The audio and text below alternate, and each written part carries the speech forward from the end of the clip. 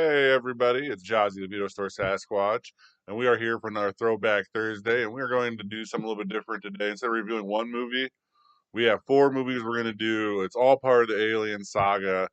I would have done Prometheus and Alien Covenant, but it's kind of before, it's kind of in the time where it's kind of weird, and we decided to do Aliens vs. Predators and stuff like that. So we're gonna go ahead and just do the four that came out before 2000, which is Alien, Aliens, Alien Cubed, and Alien Resurrection. I mean, you gotta realize that a lot of these movies they all made over about 100 million. They all made over 100 million dollars for sure total. 150, 170 million dollars. I mean, these are huge, huge for the studio. Every about 7 or 8 years, we get another one of these movies, and it's just the reason why we get them is just because it's just an easy cash cow. Even the AVPs, the new ones, they all did over 100, 125 million, and their budgets are relatively slow. And then every movie is a little bit different. It's kind of weird how they all have different categories they could all belong into, but we're kind of discuss that as we go through them. Usually we tell you the directors, the stars. We're just gonna kind of hit them all at once. We're gonna hit it all kind of sporadically, kind of get you the highlights of who we are. Just there's four movies we're about to discuss. It's a lot of discussion of the movies, and I just want to make sure that we get everyone here. I mean, we got Alien. The first thing we're gonna highlight here is just the people that are behind the screens here for these movies. So I shouldn't have said we weren't gonna tell you, but so we have Aliens, which is James Cameron. We had Alien, the original, which is Ridley Scott. Alien 3 had David Fincher, and then for Alien Resurrection, Joss Whedon wrote it. And if you were gonna go to a movie and be like, "Hey, who do you think wrote this movie or directed this movie?" and or if you thought Joss Whedon did it, you would be like, "Yeah, this is definitely Joss Whedon." Resurrection has it all over when we get there. Um, you're gonna be involved anyway with these movies. It's just gonna jump you to stardom because a lot of these names were unknown at the time or just coming up. Cameron's coming off Terminator. Ridley Scott, I don't believe any much. Fincher, he does stuff here and there. I mean, they're all hits. They're all multi-$100 million directors. They all have a huge resume. So the one thing I want to say is this 20th Century Fox, so that means that Disney is now involved. So Disney does own 20th Century Fox. This is kind of the first aliens brought into the Disney banner here. It'll be interesting to see the kind of commercialism that we get because we did have a lot of commercialism. Remember after Aliens with James Cameron? I mean, I wouldn't remember I wasn't born yet, but you just look back and look at all the stuff and all the nostalgia and all the people even talking about it. That's the main thing they bring up is the well. Now all of a sudden we have action figures, we have everything right here. So we're just gonna give you a quick recap right here. We're gonna kind of hit these movies one at a time here. First of all, let's go ahead and just say congratulations, Sigourney Weaver. Ripley here, 4-0, 3-0. I mean, probably 6, 7, 8 alien deaths just on her alone. I mean, she's literally the Michael Jordan of killing aliens, and it was just a pleasure to watch her work throughout these. And of course, I'm just being funny, but it's true. First movie, 1979 here. So, what, 45 years ago from today. So that think about how long of a trilogy that is. That's 45 years. About every 7 years we have a movie, so we should have what, like 8 or 9 movies, and that's exactly what we have when you count the AVP franchises and stuff like that. So the first movie here, this is the movie on the ship. This is the main movie. Like the movie that you probably think of Alien or Aliens is either this one or the one with James Cameron.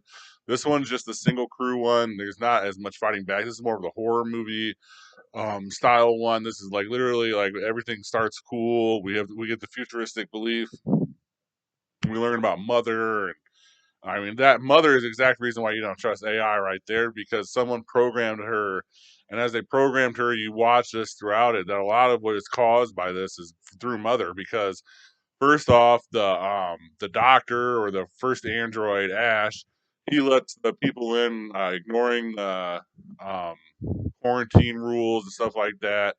I mean, it just and that's where kind of all snowballs. It's just all of it. That's kind of the twist of the movie too. Is Ash is an android. If you kind of learn, if you kind of watch it, like that's what I'm talking about. Is like this company that they had that screwed over Ripley over here and over here. And the first thing I was thinking of when I was watching these is I watched them when I was younger, but I probably have only seen them a handful of times. Other than that, And the first thing that like really stood out to me was how they kept bringing up the pay situation. Like, hey, can we get more money, stuff like that. I thought that brought it in. And then another thing that I brought into it was the twist with Ash, all this. But like how at the end of the movie when she blows up that ship, it's 120, I think, billion or million pounds of the mineral ore that they needed, and she just blew it up. Like, no matter what happens, if she does get found or she doesn't get found before the second movie, you're gonna blame her, and they're gonna say that something crazy happened. They're gonna, you know what I mean? I think that's what kind of led. If you watch the second one or Aliens, I think that's kind of where James Cameron was going with that. This one was 1986. This is one where they go back to the planet. They save the colonists, and they meet the little girl. um, this one's the action blockbuster of the movies. So James Cameron basically took a great simple horror movie with a great simple concept. Like you can just use that. It's a slow burn. Like people that like these slow burn movies need to watch this movie because this is how you perfect the slow burn, and then it blows up. That's the first one, right? Now the second one, we have James Cameron here. We get more action. So we first thing we bring in the Marines. We bring in a little bit more comedy. We're definitely going to get the commercialism, like I said, with him, but everything's going to be bigger. It's going to be better. Basically, I don't understand how Ridley Scott would let this happen. Or, I mean, this is just so lucky for the studio that they got James Cameron here. I mean, just think about everything he does after this. This is what sets it all up. We have a freaking grenade launcher tied to a flamethrower, and that's from his mind to stop this alien. And then we get that loader scene. I mean, this is kind of, that's it. We have some notable people here in this one. Is Bill Paxton, Michael Bean, who went on to play Kyle Reese, Paul Reiser. All these people are in this movie. Very good movie. I mean, of course, it's a very good movie. I shouldn't even say it's a very good movie. These movies are classics. Like if you're wondering what the grades are, they're all A+ movies. Not all of them, but these two, especially Aliens, are A+, A's. Anyone that remembers this franchise, remembers what you're watching, it's one of these two movies. It's the practical puppet of the aliens, the non CGI, the 80s. I mean, everything about the 70s works for the first movie because we don't have enough technology to where we see clear pictures and we see all this stuff and like everything still looks futuristic, but it's still in the past. Then this movie, it's the same way, but then we get the new weapons, we get the new tie style like Spasm Blade. Remember they had to worry about a thermal nuclear explosion from everything that they had because of just the technology and the stuff that was the false atmospheres. I mean, we're going all into the James Cameron stuff here. This movie was this one is probably the best of all of them in my honest opinion. I'm sure you could argue either way. If you're going to tell me Alien is the best and your favorite, I'm not going to get mad at you. This is my favorite of the whole thing. This is what I probably watched first when I was a kid. I mean, this is good. And then we get Alien Cubed here. We get David Fincher. This is the one in the prison where we get the sacrifice play at the end uh, from Ripley here. It's 1992 here, so we're 13 years in. And then I thought it was later in the future, so I noted that she's about, what, 100, 200 years old here at this point in time with all the sleep and stuff, like all the hibernation sleep and stuff like that. But I was wrong. This is the same year. I mean, it literally it's supposed to follow after it. She crash lands onto the prison. Um, the ending kind of goes with the Terminator 2 ending. So I wonder how much of James Cameron's team was into it before it got to where it was, and then he decided to do Terminator 2 because if you watch the end of Terminator 2, you get the molten lava scene. This has been about the same year too, I believe. And then you get to watch the end of Alien Resurrection here, and you get the her jumping into the lava thing. Just it's the same thing. So I just wonder how much involvement James Cameron had before they went a different way or went with David Fincher or maybe just whatever happened. Um, we find out that Ripley has the alien parasite now too. So I mean, we know that her time's up. She doesn't want anything involved with it. This is literally her worst fear in the whole show for this character is to get that alien parasite. Go to the second movie and watch what happens. Watch her action in the first movie. This is the worst possible things that could happen. Notable actors in this one is Charles S. Dutton, Charles Dance. I mean, this movie is a lot of shaved heads and a lot of white guys, so it's kind of hard to kind of separate them here. The weird thing is they had this whole celibacy thing right away, so I think that people immediately thought like, hey, like, wow, these dudes are gonna all just go after her soon. So we got to bring in that fact that she's that all these guys are celibate, and then they have her shaved head. So I wonder how much money that would have cost the studio there. I know that there's a price involved. This would have been before GI Jane even, so I mean, it wasn't even. It would have been unheard of for an actress to do this. So I wonder what was involved behind the negotiations there. This movie, it's kind of forgettable. It's kind of in between everything. It kind of has the unfortunate thing that go after James Cameron. I wouldn't have wanted to do it. I think that they had a guy that could do it with David Fincher. I mean, if you watch some of his other crazy stuff, he's there. I think that this movie is a lack one. If I was gonna pick the least of my favorite ones, this one would have been it for sure. And then we got Alien Resurrection here, 1997, Ripley's clone. I think I looked at a map later on. It's like we're 200 years past that, so she'd be even 400 years old at that. Like if you would have, like I said, kind of in the beginning part of it, if you would have watched the very first part of it, and you were watching any part of this movie, you'd be like, Joss Whedon had everything to do with it. It's everything. I mean, it has fucking scavengers in it for crying out loud, and they attack the base where the aliens at, and it gets weird, and Ripley's fucking weird, and it's like, and then they get this alien thing that's born from her and into the alien sack, and then it's almost kind of cute when you look at it, but it's definitely disgusting and disturbing and wrong, and that is definitely her worst fear of anything. And I bet that thing probably loved her like anything else because it was like the scientist immediately said, "Hey, I think things are the mother." I mean, it had eyes. It was weird. That just is so out of place for all these movies. It's kind of funny. And we get more back to the practical. One thing I was going to note about the third one is there's a couple of scenes where the CGI gets involved. And when that CGI happens on this alien, and especially in the 90s CGI, when we're talking about 16-bit video games, this is early 90s, probably not even 32-bit video game out yet, or maybe just coming out. We were just talking about very not good, and it was bad. I mean, they made up for it with some cool scenes where instead of showing the alien, you were showing the point of view of the alien. So you got a couple of scenes where you're going through the hallways upside down and spinning and turning. I give them credit for that. That was really cool. But that was that. They kind of do the same thing here, and it kind of gives it a video game feel. And the one thing, another note I had on this was so much freaking color. Like if you watch the first three movies, it's all grays, whites, blacks.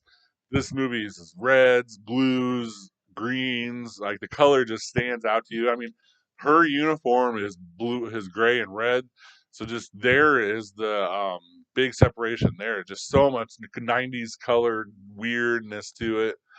Um, the notable actors and actresses in this is Ron Perlman, Winona Ryder, Raymond Cruz, Tuco from Breaking Bad's in it randomly. Like, hey man, let's break up some meth and kill some alien asses.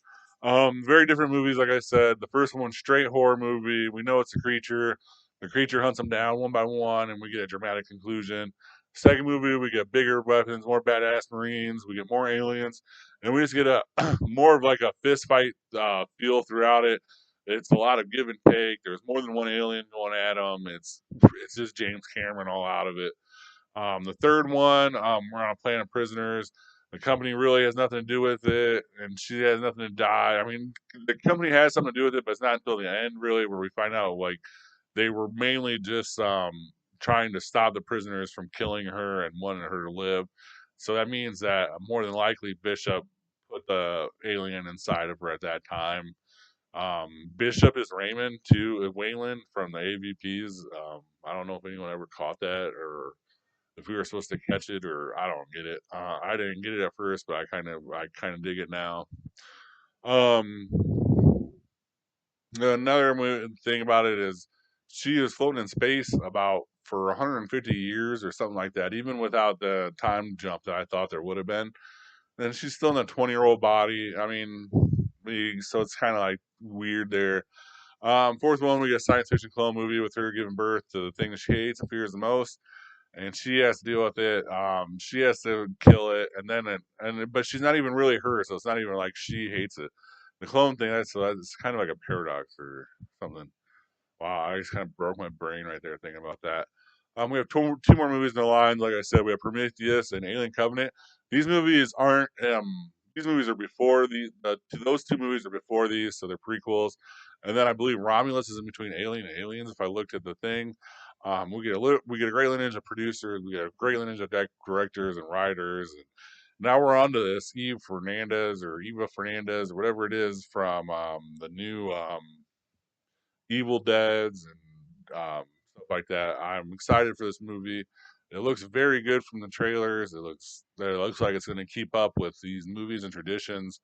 Like I said, these movies are all just a moneymaker for studios. And as a moneymaker for studios, they always get the best new directors and the best new stuff like that. So if you want to see who actors and stuff that they plan on highlighting in the next couple of years, kind of look at these horror movies, especially this one here. This franchise here is telling you who the studio is putting their money behind. Who Disney now it's really, but it's still like 20th Century Fox, so they can get the R rating and not have the Disney trouble. But that's the same thing. It's so that means that this is Disney's future here. These people are. So remember that when we're going into this. Um, I'm really enjoying it. These are great movies. Like I said, the first two easily A pluses. If you want to get like nitty gritty with the second one, I mean they're not as good as the first two. Like I said, I put the third one as the worst of them all, and Resurrection just a little bit above that, and then so far above that Aliens, and then just above that, or so far above that is Alien, and then so above that is Aliens. Sorry, there's a lot of alien cubes and stuff like that. So you're just missing that, and you get the wrong movie here. Next tomorrow we have for the horror night we did a couple Alien versus Predators. We did the first Alien vs Predator and Alien vs Predator Requiem, and then to kind of all drag it along for streaming Saturday, it's a little pushing it, but it's 2022. We did the new Prey, and we'll kind of talk about how this movie made you excited for this Romulus coming out. Thank you very much for watching. Have a good rest of your day or night, and have a great rest of your week. Thank you very much, and please like and subscribe. Thank you for watching. Please like and subscribe. Comment your top movie picks for Throwback Thursday in the comment section, and see you next time in the cave.